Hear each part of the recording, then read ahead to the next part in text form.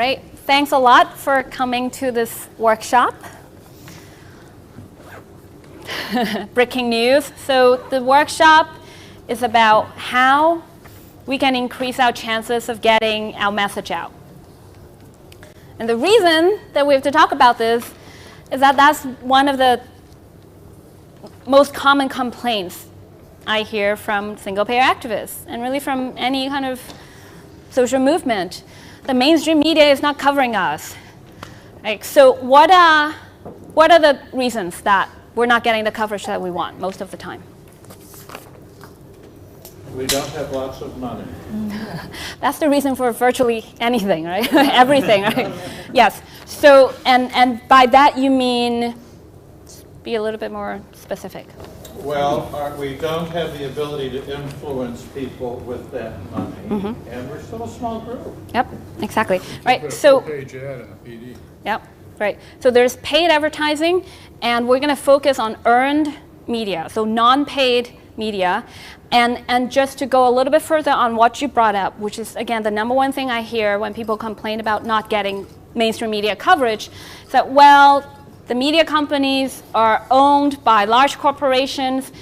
Their interests are the opposite of ours, and therefore they have a vested interest in not covering our cause, right? So that's, you hear that all the time, and it is true. And I just want to say that that is probably the foundational reason of why we're not getting the coverage we want.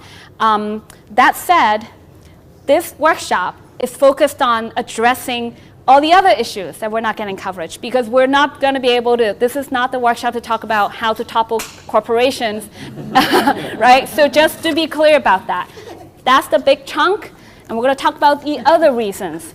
And I'm going to focus on reporters and outlets and editors who are, let's say, ideologically neutral, right?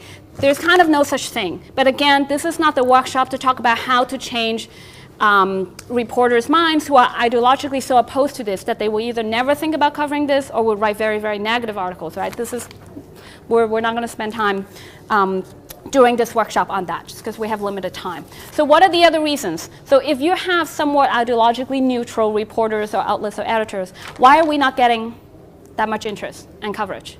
They're overworked. Thank you. They're overworked. Thank you. Yep, that's a very that's a very important reason.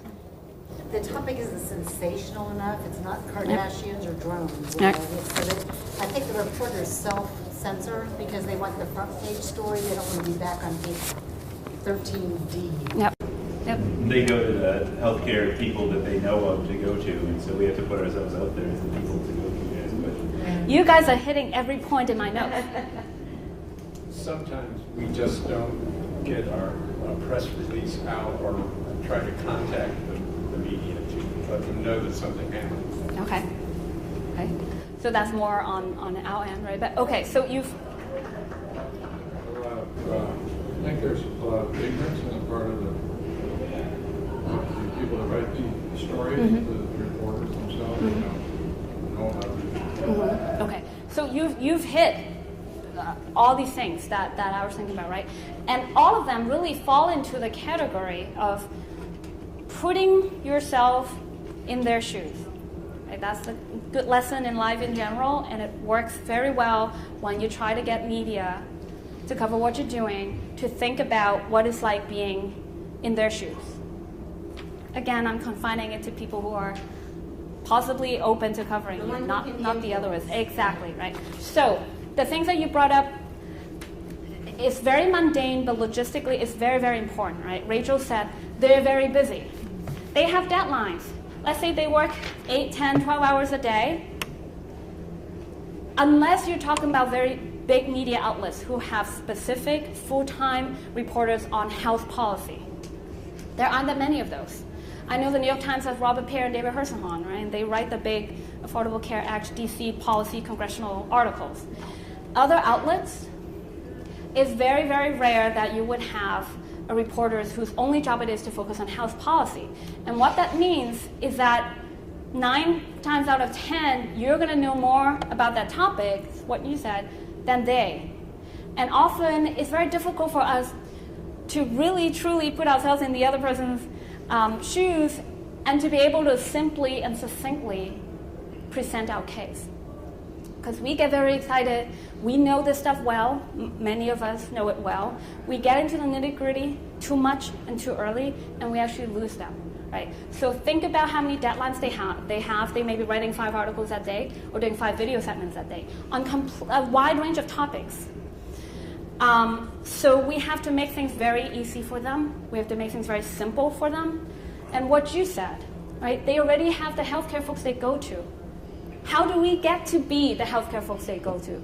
That's one of my very important points.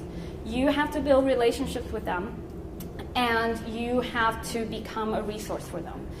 You don't want to be a pest. Often we're considered the pest, because it takes a lot of care to build a relationship and to do it in such a way that you become a resource instead of a pest.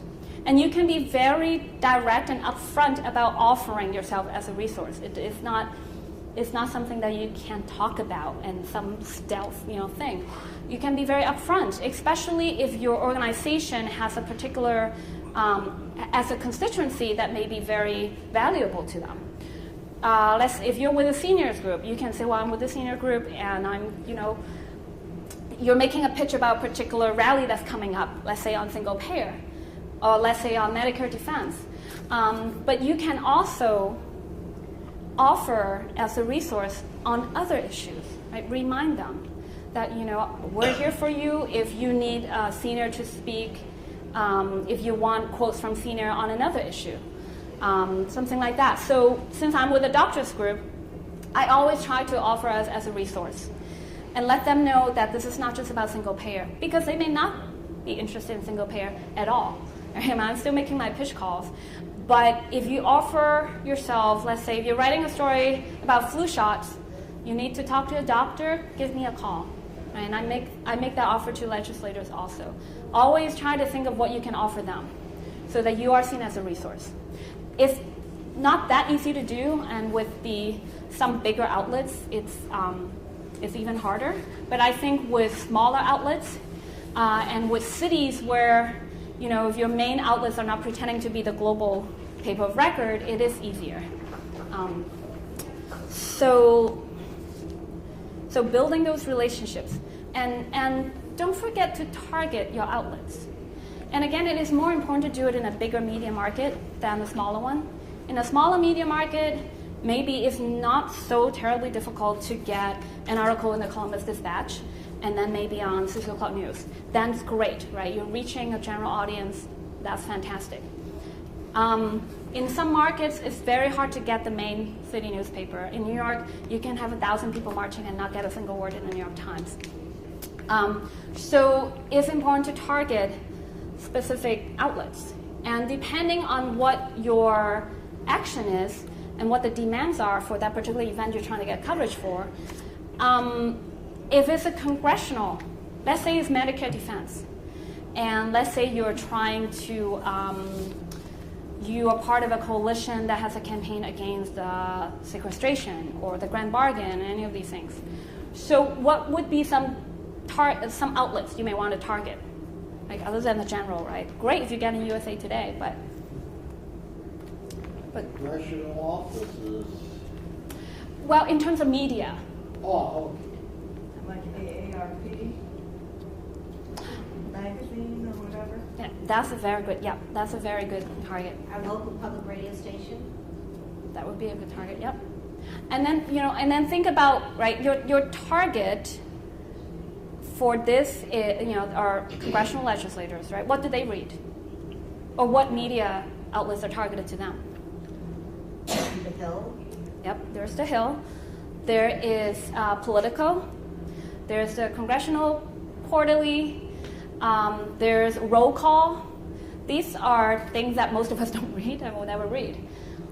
And it's because these outlets are really specifically made for legislators and their aides. So that's a very obvious example of being very clear about the targets of your particular campaign and which media outlets may be targeted for your targets. Directed for your targets, right? If you're working on a divestment campaign, right? Divesting from urging entities and individuals to divest from the private health insurance industry, right? Companies. If you're working on that campaign, what would be some targets outlets you want to direct your outreach to? Maybe Cranes, that's a business, right? That's a business news outlet.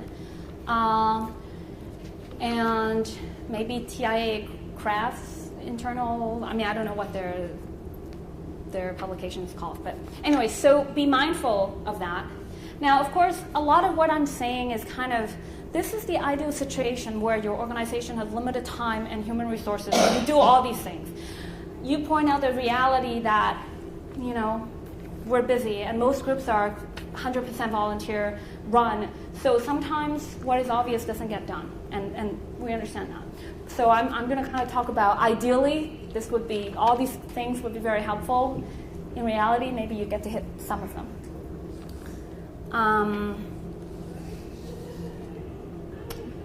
Okay. Now, so in terms of building relationships with reporters, how do you start doing that? And who do you want to build relationships with? I assume you could probably email them, but I'd have no idea who. Well, you look at what they're writing about already. Exactly. And that can give you an idea. Do they sometimes cover healthcare stuff? Exactly. What's their beat? Yep. It helps to get to talk to them if there's any opportunity where they're covering something and you can find a way of saying, I found it interesting or I can relate, and then you maybe give them your card. You got your foot in the door. Because I did that with one CBS reporter in Cleveland. Why? Because he did a bike ride with me. And I got from there to he called me on a couple topics to be interviewed, except I wasn't available. But I became his short-term expert on some things. I want to add the entertainment value. You need to also keep in mind, if you're smart and go over topics well, but you're boring to listen to, they aren't going to call your back. You have to know how to do an interview. Yep, exactly. So yeah, so and there are a lot of different places to start.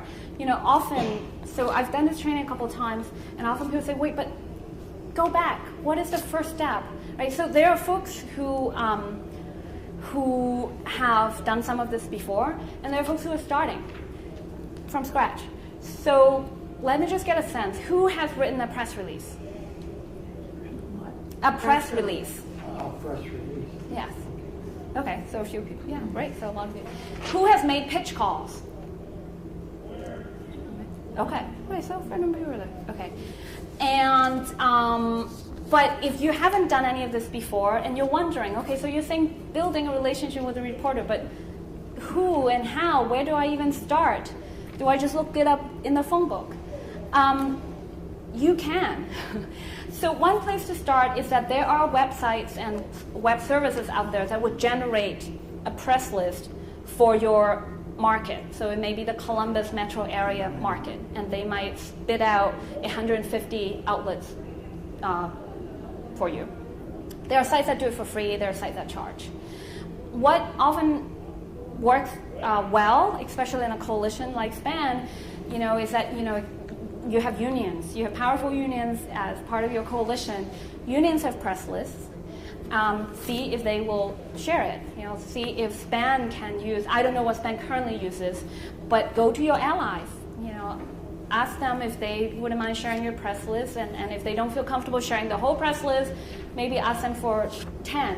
Who are the 10 outlets or reporters who have been, given you good coverage, or, so think of your friends, start there. But if that doesn't work out, you can always, go to these sites and services and generate. Or the simplest thing to do, let's say the Columbus Dispatch. Either to the editor. Okay, yeah, certainly. You can certainly write letters to the editors, but in terms of building relationships with reporters, you can't even just getting their contact. People just ask, well, but how? Who do I call? Where do I even get their contact information? The physical paper, as well as their online site, you can get the names of the reporters and the editors, and usually their emails right there, and usually a general number. They may not give you the extensions of every reporter, and sometimes it is clear from their website or the paper itself what they cover. Right? Sometimes small outlets, everybody covers everything. And then do research. Look at what they've done. What have they written about? What was the tone? Did they seem sympathetic? Did they seem to actually have a pretty good grasp of the foundational policy ideas? Or did they actually make a bunch of mistakes in their writing? So figure out who these people are and build a relationship with them by calling them before something that you're doing. You can do it a few days prior. I usually do it, I start making my pitch calls a few days prior, and then I do the most important ones again the morning of the event. So pitch calls are, actually I'll go more into the pitch calls a little later. So right now it's still about the overall idea of building relationships with them and always remembering what it's like being in their shoes. Make it very simple, make it very easy for them.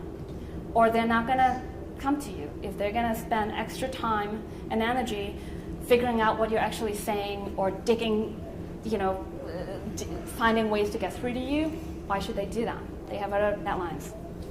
One of the easiest things, I think, is take them to lunch or invite them to a reception and always give them a handout that says exactly what you want to say, because if you don't have any idea what they're going to write. That's great. If you are in an environment where you can invite them to a reception or lunch and they will come, that would be a dream. You just have to give them a time that's convenient for them, and most will come because, again, they don't make a lot of money, so they're always glad to get a free meal. Yeah, that's great. And I think, it depends on your media market and how crazed their lives are. I think it's great that they will come to your lunches and receptions. There are a lot of cities where they wouldn't give you the time of day if you invited them to lunch, but certainly try. There's the suburbs. In Columbus, for example, all of the suburbs around have little newspapers. I believe they're all owned by the same person. So if you contact, so go to that one person. the one thing, you may get it in all the neighborhood Right. papers, and the neighborhood papers are always looking for material. That is brilliant. I think that's a great, powerful situation to be in. In some other situations, I think the ones that I'm have more experience in is the complete opposite. We're always fighting and fighting and fighting. They have too much information and we have to fight to get in. But if you're in the position of power where they need stuff and you can provide stuff, then that's wonderful. So in terms of building relationships with them, the last thing I want to say, and it's a very concrete little specific suggestion, among, let's say, a few people within your organization who are in the media team, it's very helpful to have a Google Doc that you can share, that people can easily access. You start with your press list, and then each time that you contact these reporters for a particular event, you have a different column. And you can easily write down notes of whether you were able to talk to them when you called about that particular rally to defend Medicare, how they responded, and whether they showed up, and what the coverage was. That's very helpful in sharing information. This should not be all in one person's brain, right? It should be shared among several people in your organization. And it helps you figure out, because you're going to call a lot of these people, and next time around, you may not remember exactly who came to your thing and who didn't, who made some strange comment that you want to try to, it's information that's going to help you build your relationships with them. So you may want to do a Google Doc. Okay, so that was number one, how to build relationships with them and to target the outlets.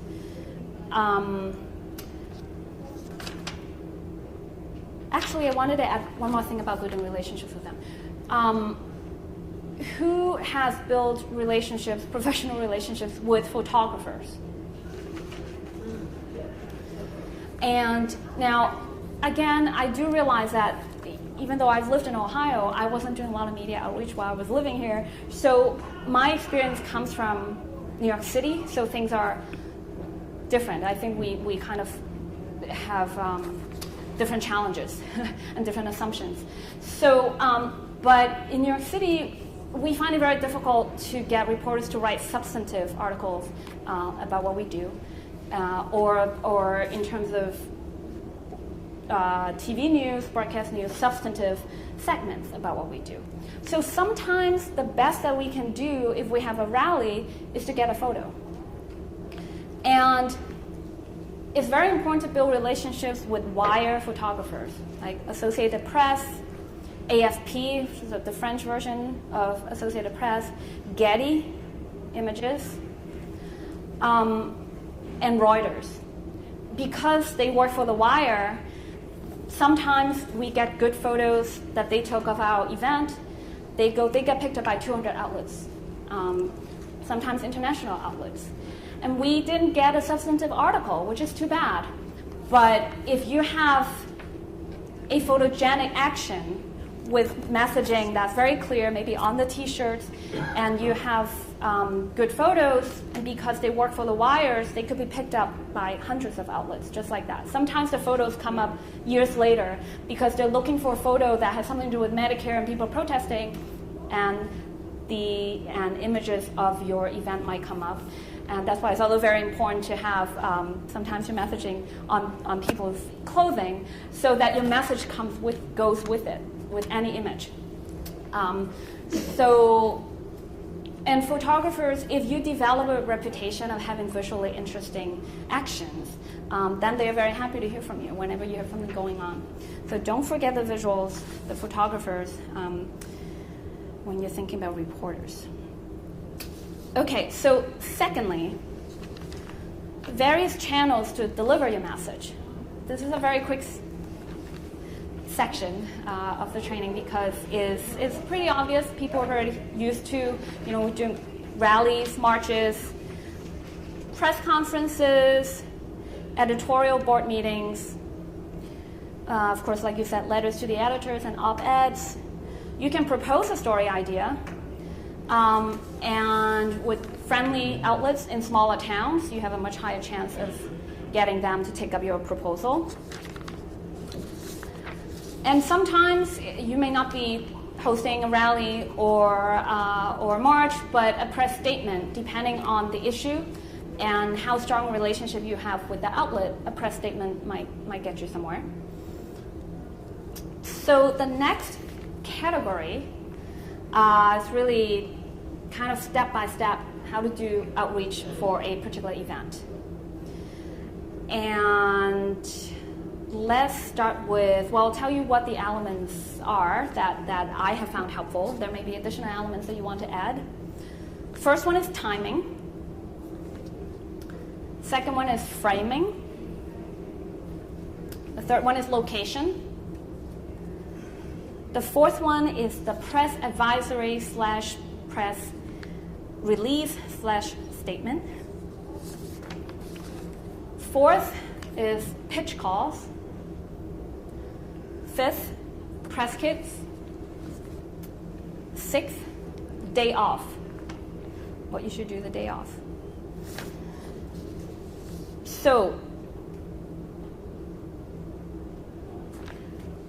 timing. What have you found to be the most effective way to, how do you decide when to do, let's say a rally, single payer related rally? Well, like things like Medicare's birthday or something. Mm-hmm. Yep, an external event that, in that case, an annual recurring event, Medicare's birthday. What are some other ways to make your, to pick your timing so that you increase chances of the rest of the world paying attention? Exactly. News hook. Exactly. So an external event, it could be a legislative, or it could be something else. But an external event, that is a hook. Because for something like our issue, without an external hook, it is very hard to get attention. So the political context, an external news hook, right? Okay.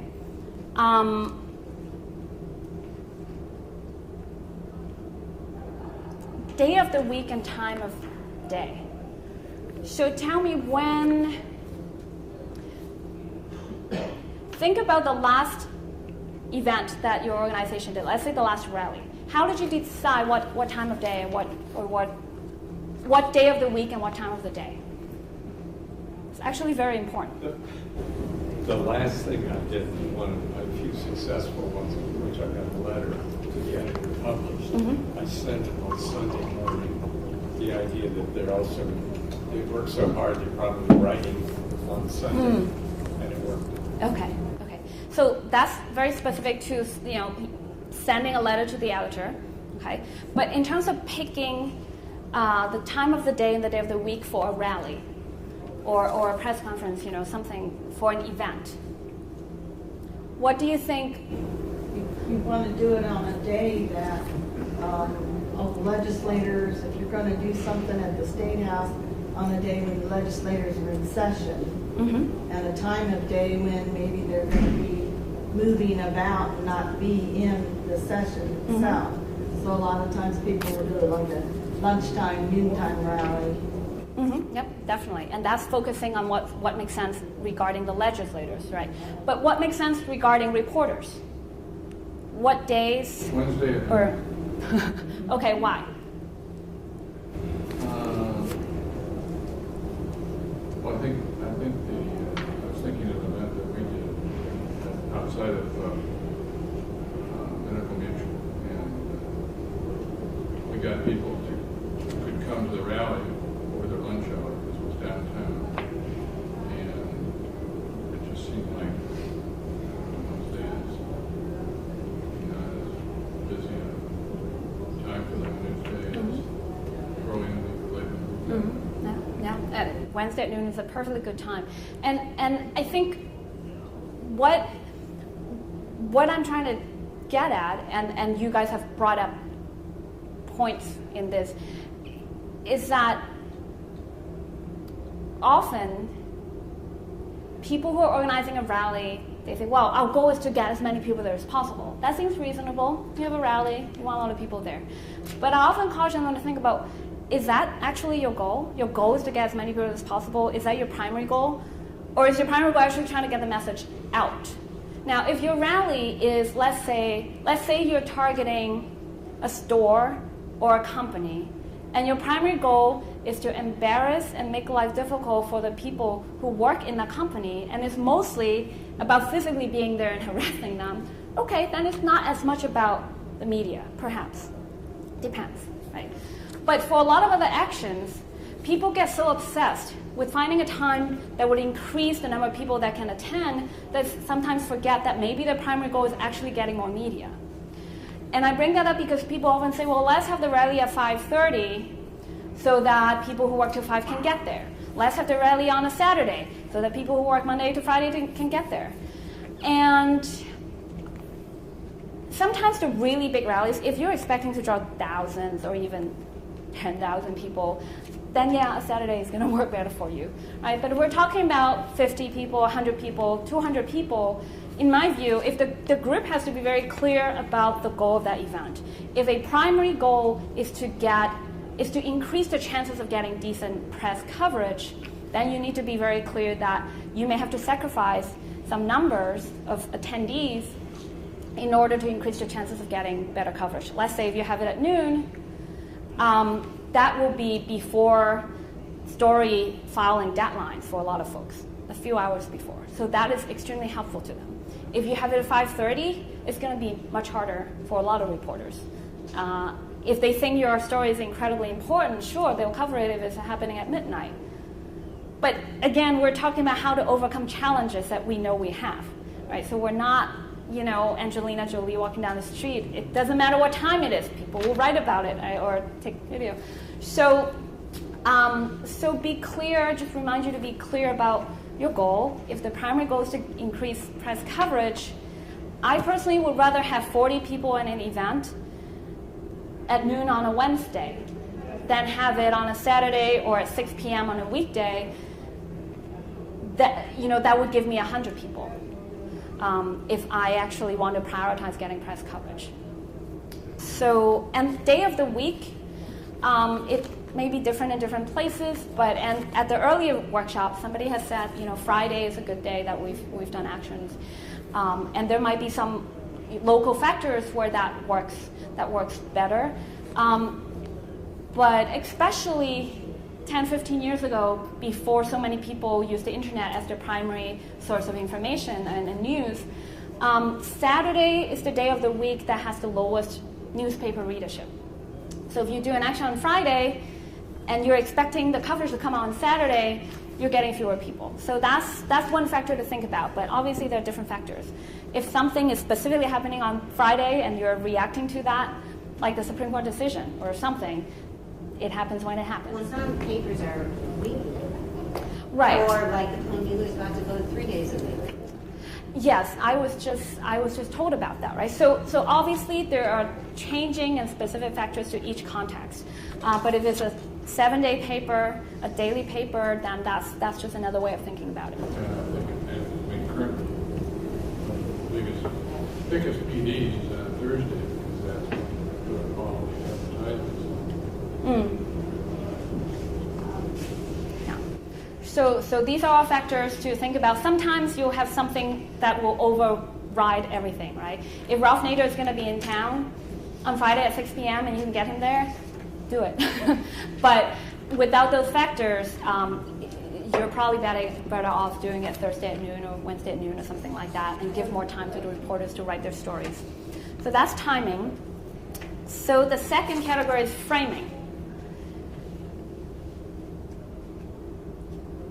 I often, and I'm sure all of us have, have experienced this.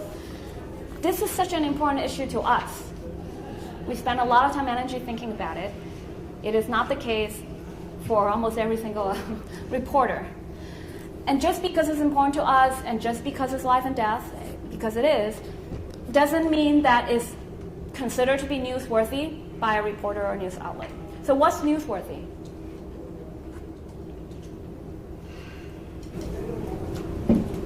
Reader interest.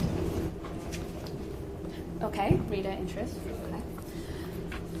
What is timely and newsworthy in that particular sense? Something that's going on in our legislature or something like that. Yep. So Yep. piggybacking on laws and stuff like that. Yep. Yeah. Okay, exactly. And of course, a lot of this relates to what we were just talking about how we pick the timing of external events, right? All of this is kind of circular. But if there's something happening in the legislature, that is newsworthy. That's what they would teach in journalism school. There's certain things that are newsworthy, right? We often make the mistake that because it's important to me, it has to be important to them, it has to be newsworthy, but that's not how they define newsworthiness. So what else is newsworthy? Yep, if it affects a large number, okay. Can you repeat that? That it affects a large number of people. Okay. But sometimes for a cause like ours, and it affects every single person, in this country. But because it's so pervasive, that it's happening every day, it affects everyone, that sometimes it's actually, it doesn't pique their interest as something newsworthy and timely, which is I think a struggle that we have. So conflicts are very attractive to reporters, right? So if you have, it may be legislators, public figures, politicians, or it could be others, but that's often very attractive and considered newsworthy. That's why the Tea Party got so much attention a couple of months ago. Yeah. Reason? It's dramatic, Yeah, so dramatic and personalized narratives, right? This is you all know this, right? Pretty obvious, but again, it's important that we actually implement it, that we don't just know it.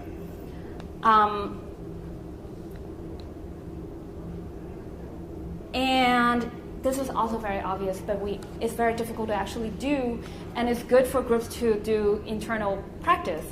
Sound bites. Because we know so much about this, we often go into all these details, and it just goes over the head of the reporters.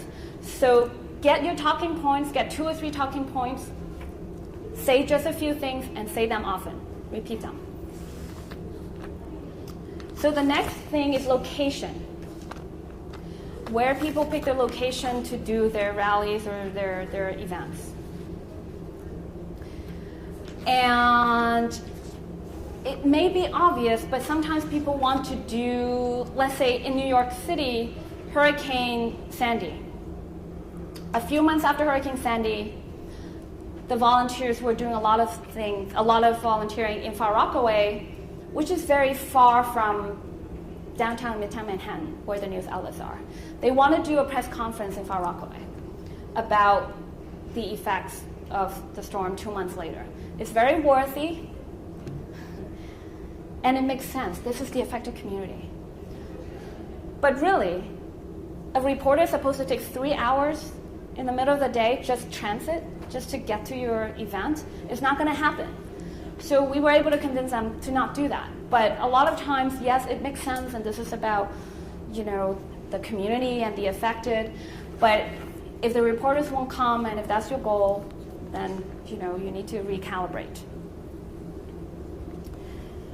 Okay, so the next part is the press advisory or the release, and the email blast that you're going to send out. And I'd love to do an exercise where people submit their version of the email subject line that you will send out. And I'm going to give you a scenario. I'm going to open the email. Right. I mean, that's your first step, right? So during the last workshop, people said, well, yes, you have to gain the reporter's trust. Yes, you do, and we have to talk about relationships, right? But before you gain their trust, you have to gain their interest. If this is someone you don't have an existing relationship with. So let me give you a scenario, and I'd love to hear how you would write the email subject line, right? So probably like 10 words, 12 words max. It's just an email subject line. So the scenario, and I mentioned it during the talk earlier, the scenario is a rally at a fundraiser that both Obama and Mitt Romney were attending. This is back in New York City in October. They were both at this event, and of course the event inherently had nothing to do with Medicare, but we wanted to impose that frame on it, right? Medicare defense. So we had a rally there. So this is a few days before the event. You're sending out a press advisory. How are you going to get the interest of the reporters? How would you write? So this is happening, next Tuesday. How would you write your subject line?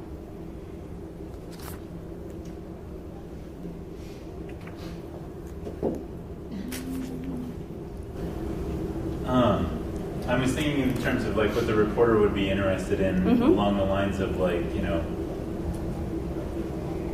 I guess almost I don't know if this is the right way to go about it, but I almost think about it like a headline, like hundreds planning on attending, rally, or I guess something along those lines to interest them in saying oh, there's something big going on. Maybe this is something I should look at. That was, I guess, my start. I haven't finished. Yeah. Okay. All right. So numbers. Release or rally today or something like that in the subject line. Does that help?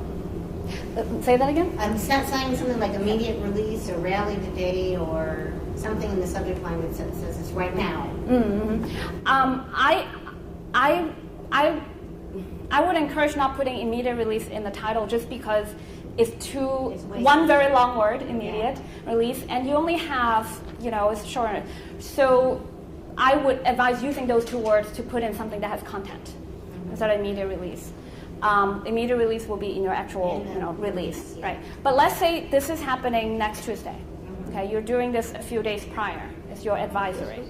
Notification that it's going to happen. Yes, it's a press advisory, right? So the press advisory is something that you usually do, let's say several days ahead of time, and then the day of, the morning, you may still do another advisory blast, and then you have a press release.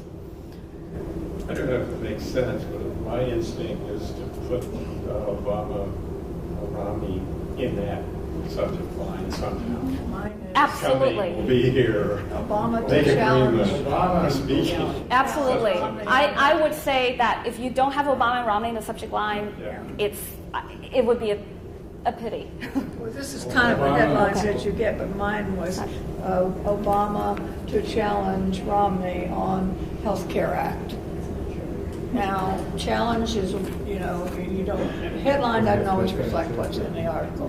Okay. But that gets attention. Okay, yes, it gets attention, right? Challenge. So she's introducing conflict, That's very attractive to reporters, right? She puts in the 2 targets. The more personalized you can, personalization works both ways. The more you can personalize your targets, and the more you can personalize your constituencies, the more attractive it is and more interesting it is to the press, right? So you put in conflict, you personalize the targets, and just a reminder, this is actually the Medicare. We're trying to get, the event is about Medicare. So, yeah, Probably okay. Medicare. Yes. Or instead of healthcare act. Yeah, exactly. Yep. So Obama and Romney debating or Obama and Romney debating solutions to Medicare. Okay, so again, so we got the targets there, right? We personalized the targets, and then we got Medicare in there, which is your subject, is your cause, so absolutely you have to get there in there. And the debate, I would be a little bit careful with the word debate because it sounds like an official debate. It sounds like a presidential debate. Whereas this is actually a fundraising dinner that they both happen to attend. So I would just be careful with that little part. Yeah, that's very interesting because some people from the previous training, people were very interested in using the angle that there's no difference between, that there's very little difference in what they were proposing in terms of Medicare because they were both attacking, both their proposals were attacking Medicare. So that's one angle that the other folks were using. You know, is there a difference? You know, where you know, so that's introducing some sort of conflict and interest because they're supposed to be different, but in terms of Medicare, they were both kind of proposing scary things.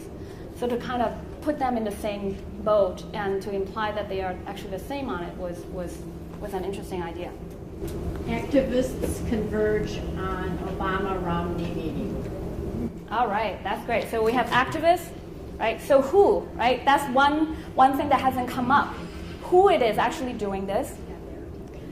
You have your targets, Obama and Romney.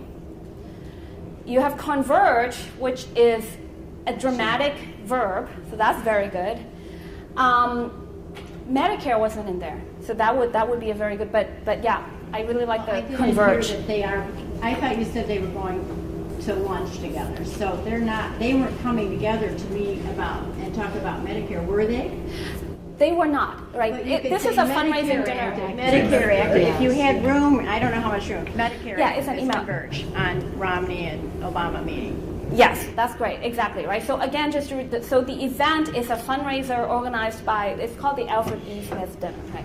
They were both going there. You're right, the event itself has no inherent relationship to Medicare. Mm-hmm. It's an imposition that we are putting on it. It's a frame we're putting on it. So yeah, you've got the word Medicare in there. I would just put Obama and Romney meet to discuss, and that will pique everybody's curiosity. What are they going to discuss? And you have the reporters, the liberal reporters, the conservative reporters, all the reporters in between wonder what these two guys are going to talk about. Okay, all right. So there's one really crucial element that has not been brought up at all. And it has to, good point. That will come in the email. Yeah, that is crucial, but in the body itself, because you don't have room probably to put the location. But this is absolutely crucial. The day. Thank you. Yes. Is that in your subject line? I would absolutely put it in the subject line. In fact, are people familiar with the AP Daybook? Have you heard that term? No? Okay, so AP, right, Associated Press. The AP Daybook gives every day reporters and editors, they go through the AP Daybook, which is a compilation of events happening in that city. Right, so the New York AP Daybook is very, very long. There's tons of stuff happening. And reporters and editors make their decision as to what to cover, often by looking at what the AP has compiled. And the AP, every day at 4 p.m. and midnight, they revise their daybook. And whatever they get in that they deem to be, I don't know how they exactly make a decision, but most things make it in. They put it in on their AP Daybook and they blast it out to reporters. If you don't put the day in, no way you can make the AP Daybook. And then Because they don't know where you The are. reporters pick and choose what they're going to cover, sort of, or they could get assigned, but. Yeah, I mean, of course, it depends on the reporters, depends on the outlet. Most outlets have meetings in the morning, and the editors and the reporters discuss, and they get assigned things, so. Another question. How would you handle the electronic media, Facebook, computer groups that you belong to or could join, and YouTube, for example? Right. I think those are excellent medias, and I know I get an email from my senator about every other day. Right, And right. sometimes it's just, have a nice day, but Yeah, there it is. yeah. The social media is certainly very, very important. Let me wrap up this part, and we can talk briefly about that. Okay. So it is crucial to put the day as the first thing in your subject line. You will not even make it into the AP Daybook if you don't. So one possible, the email subject line that I used for this particular action, which we had in October, Tuesday, just TUES, that's shortest way, you do need to be very concise. TUES 10/16, doctors to Obama and Romney, : don't mess with Medicare. So it's a bit long. I would rather that it's not that long, but whatever. I got everything in, and it's a little bit longish. So you got the day in. Day of the week is helpful. It's very helpful for reporters. You brought up, you're the first one who said activists converge, right? So who is doing this, right? Sometimes there isn't room to stick it in. But especially if you're with a constituency that that has particular resonance on, in terms of that cause. Now, labor is useful in really in any cause. So it's very often very useful to say labor to legislators, or stick labor in anywhere. For healthcare and for Medicare, it could be if you're with a senior group or a coalition that has a senior group in it, even seniors to blah blah blah. Seniors to CEO of Aetna. You're doing something that, So in my case, because I run a doctors group, doctors to Obama and Romney. So you get who's doing this, and this is healthcare. So doctors certainly have a lot of political currency in this fight. Doctors to Romney and Obama. Don't mess with Medicare. So you get Medicare in, and you get a don't mess with. So it's got this conflict, and it also gives you the tone that this is going to be a very strong activist response. Don't mess with Medicare. So that's for the advisory AP Daybook. The wire services. If you don't have time to make tons of pitch calls to reporters, why do we make those calls, right? You've already blasted your press release. Why are you making calls? We want to call their attention to it. They've probably gotten 50 other ones in the last hour. Or 4,000, right? Yes, or a few hundred. Yes, exactly. They will always say, well, why don't you send me a release or an advisory? And chances are you did, but they didn't see it because their inbox is completely jammed. Sir? I was going to say, how do you deal with negative coverage? You're never going to be there, they're going to exploit you, they're going to misquote you intentionally, they're biased. You have a record of that, whatever you're doing. Okay. I think I'll just very briefly touch on that so that we can get through the rest out. So very briefly, I don't think there's a perfect way to deal with it. Most of the time, people ignore it. If, however, if it's a major outlet, and let's say Columbus Dispatch, and you're always going to try to get in touch with them, in that case, call them. Call the reporter who wrote it and say, thank you for covering this. I understand. And, negative coverage, of course, comes in a lot of different stripes. Sometimes it's a clear ideological difference. In those cases, I'm not sure it's worth your time and energy. You might just prolong the negative. Yeah. However, often it's out of ignorance. And if there's an implication that, well, obviously the country doesn't want this, right? Often the negative coverage comes from ignorance. Then give them some facts. Well, actually, about 2/3 of Americans support this system, and here's the study. In your article, you mentioned that it doesn't appear that doctors will ever support this. Well, actually 59% of doctors support. So it depends on what kind of negative coverage, and it depends on what you think the reason is, ignorance or ideological. You had a question. I was just going to say a phone call has a human element because we all get many emails and sometimes they all blur into one another. When you call also you say, I sent you an email. Instead of Exactly. And then very quickly on social media, just I'm sure it's because we don't have a lot of time. It's a very long. It would take a long time to, it would probably be good to have a social media workshop. Maybe. It's a whole it's another ball of wax. It is extremely useful, of course, but I'm not sure what we can productively say here without going into, in a different direction. Sorry. So, yes. Thank you. So the location, yes.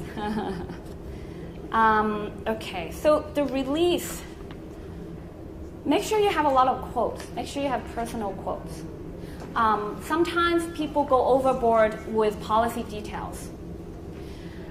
I'm not saying policy details are not important. I'm saying that personal quotes are very important. So get them in, and sometimes, it's 3 a.m. and you're writing your press release. I would urge you that ahead of time to ask different folks within your coalition or your group, especially if they represent different constituencies, labor, healthcare workers, seniors, faith, patients, whatever. It's a good thing to ask kind of for their permission sometimes ahead of time, because sometimes you're so swamped and you're writing your press release in the last minute and you can't get their permission, or you can't get them to write a quote and then fit it in. Ask them, hey, is it okay with you? I may be kind of writing quotes and attributing them to you. If you know them well, people will say yes. And people have asked me that. I said, yes, you have my permission to do that. Because sometimes people don't end up putting a lot of quotes in because they didn't have time to go around to talk to all these people and get their quotes.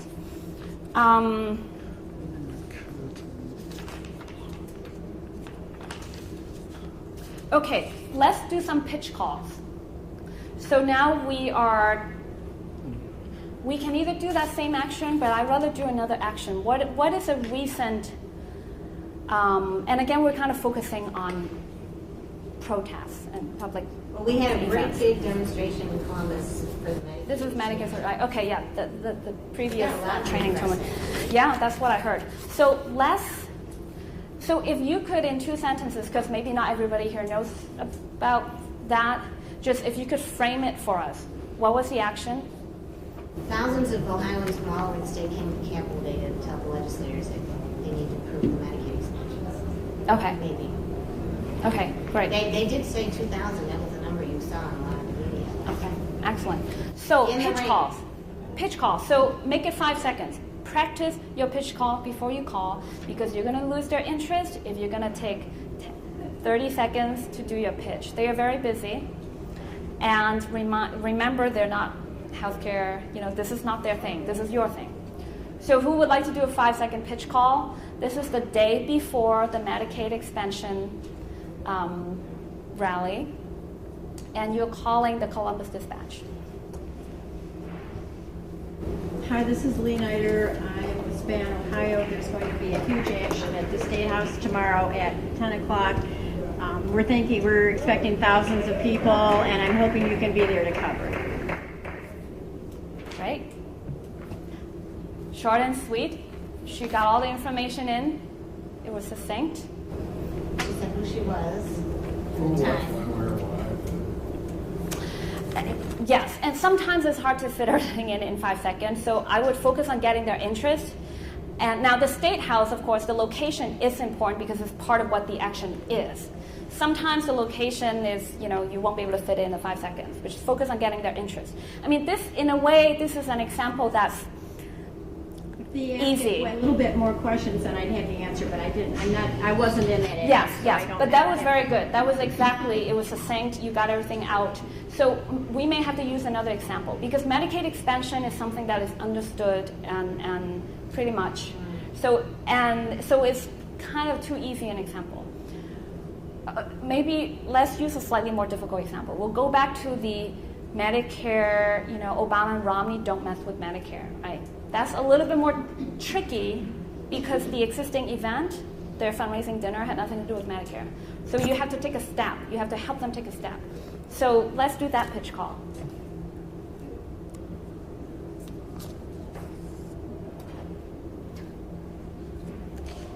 Somebody. Okay, think about it first, right? You have to rehearse your pitch call, yeah.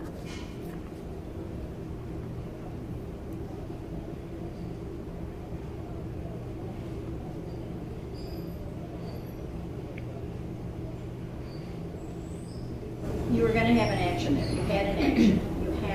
No, you're going to have an action. Well, but you're going to tell them you're going to have an action. That's what I'm. Yeah. Yes. Yeah. So. Who would like to do the pitch call? Great.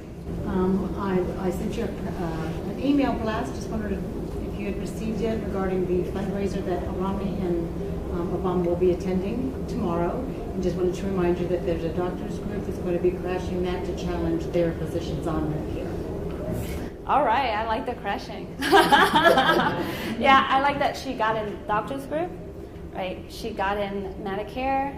She got in Obama and Romney. An active verb. Yes, crash. Crash and challenge. Crash and challenge. Yes. All right. Someone else, another pitch call. I'm sorry? Yes, I realize. But since we started late, I think they probably move in like just a few minutes. Yeah, we're wrapping up. So, okay, does anyone else want to do another pitch call? Okay. Just be careful not to assume anything. And I think that was good because nobody actually really assumed anything. And they often you'll end up talking to different people if you're making follow-up calls, and it will have been like you never made the first call. So just be aware of that. And the last thing I want to cover very quickly. Oh, actually, no, sorry. Sorry, press kits. Yep, I'm going there. Sorry. Press kits, be very succinct. Do not put a 20-page study in your press kit. You're just going to overwhelm people. So put in just a few, maybe 3 or 4 sheets. One-pagers are great. Obviously, put your press release in there. And of course, your press release has to have your contacts so they can get in touch with you right away. Put your press release, and then maybe put a one-sheet policy background. They can, if they really, this is very rare, if they actually want more policy details, which they almost never do, they will get in touch with you. Just don't overwhelm them with too much stuff. And then you can also offer sometimes, if the action has a protagonist, a person whose coverage is not being covered by her insurance company, and she has cancer, but her cancer treatment is not being paid for by Aetna, and you're doing an action there, have a biography of that person and a photo. Like that human interest is very, very important and is very much directly related to the action. And then you may want to have something that shows the wide support that single payer has. That's one of the major misconceptions that we're always fighting, right? That this is some fringe group and it's not a widely supported thing. They're wrong. So you may want to have a document, whether it's a list of organizations in your coalition, whether it's a list of endorsers of either of your organization or bill, something that shows the wide support and have some, or you may want to have a sheet that is just of quotes. It may be 5 quotes, it may be a labor leader. The first quote and the second quote may be a patient, the third quote may be from a doctor. So sometimes they would just lift the whole thing, right, if they find it interesting enough. So that is the press kit. Okay, day off. I'm going to quickly go through this. First thing in the morning, you want to do another blast. It's good that you did it several days ago to prep them. They've gone through a few news cycles and they're very busy. Even if they thought, oh, this is pretty interesting, I'll do it, remind them morning of, right? And then do your, whatever time you have, do your 5 or 10 most important pitch calls again that morning. People used to fax. Sometimes people get so many emails that faxing actually, some of them like that. Depends on the outlet. At the action itself, I find it extremely important to have somebody whose job it is to wrangle the press. I just call this person the press wrangler. Have you ever been to an action where, or maybe you couldn't make it, and you ask the person, how did that go? And they said, great. Oh, what kind of coverage did it get? I don't know. And this is maybe one of the organizers. I don't know, I saw a bunch of cameras. It was great. That person should have been in charge, either himself or herself, or designated somebody to make sure they knew which outlets came to cover the event. Not only because it makes it much easier for you to dig up the coverage later on, but let's go back to the very first thing we talked about. We have to build relationships with these reporters and outlets. And what he said about being the resource person. If you don't build that relationship, you will never be anywhere near being a resource person. So if you don't even know who came to cover you, you're not going to be successful in building the relationship. So have a sign-in sheet. Have a press sign-in sheet. Ask for their names, their emails, their numbers, and their outlet. And then afterwards, actually, I'll talk about that later, right? So have the press wrangler. And the press wrangler not only keeps track of who was there and talk to them, but what else should the press wrangler be doing? Sure, they're covering the right stuff. The most Be more specific. interesting part of whatever it is that you're doing. Mm-hmm. Like physically, like if there's something happening over there and they're not paying attention, make sure they're, okay, yeah. Maybe giving them some background information. Absolutely. Rolling and there's not a lot to be covering. Yes. And related to what you were just saying, one thing that I always try to do is proactively offer individual interviews, right? Because it's a rally, they're doing this, they're doing that, but when no speaker is speaking, and when no petition is being handed, and when nobody's doing a die-in yet, you can very well say, hi. 1 minute, 2 minutes? Yes, and then I'm going to ask everybody, as soon as you're finished, come over to that other room because we can't open the wall so that we can have a business meeting. Okay, 2 minutes. You got it. So I asked the reporters, thank you for covering this. Would you like to speak with a doctor, an emergency room doctor who sees what happens to people who don't have insurance or people who are underinsured? Would you like to speak with a patient? This person has a brain tumor but was denied coverage, blah, blah, blah, blah. And more often than not, they would say, oh, yeah, they will pick up on one of the offers that you make because it makes their job easier. Should you identify what group you are? Because there may be several groups covering, several groups that wanted the reporters to be there. So say I'm from Spano, Ohio, and UCAN is there. Yes, and I would certainly, among the groups who organized it, figure out if you want just one person to kind of focus on that or whether you want several. I mean, usually people are, so just figure that out among yourselves. Okay, so that's the day of. And the very last thing I want to say is, who has done post-action press? That often, you have this rally, you've been working really hard, it's over, and you go home, you go to sleep or something, right? Ideally, you have a few more hours of press work to do after the action. Because there are outlets who actually wanted to cover it, but they couldn't. They were doing something else. They only have one reporter to send around that day. It actually doesn't mean just because they weren't there that they had no interest. You call them. After the event, first of all, you send out your release. Previously, you have sent out the advisory with less information and more kind of logistical stuff. All right, the release, after the event, you blast again. You blast them with photos. They may use your photos. Get good photos. Blast the photos, and then you call a few selected outlets who are most likely to be interested. For radio, often would like to you can interest them in doing an interview on the radio, and they may come on at 5, and you have a few hours to do that. If you have time to call reporters who did come, sometimes they want additional information, they don't have time, and they didn't pick up the phone and call you. You can call them. So a number of times I've gotten more coverage doing that than than actually during the event itself, just because of the reality of who was and wasn't able to physically show up. So just think of every opportunity that you can, and remember how to try to think in their shoes. And that's it for now. Thank you so much.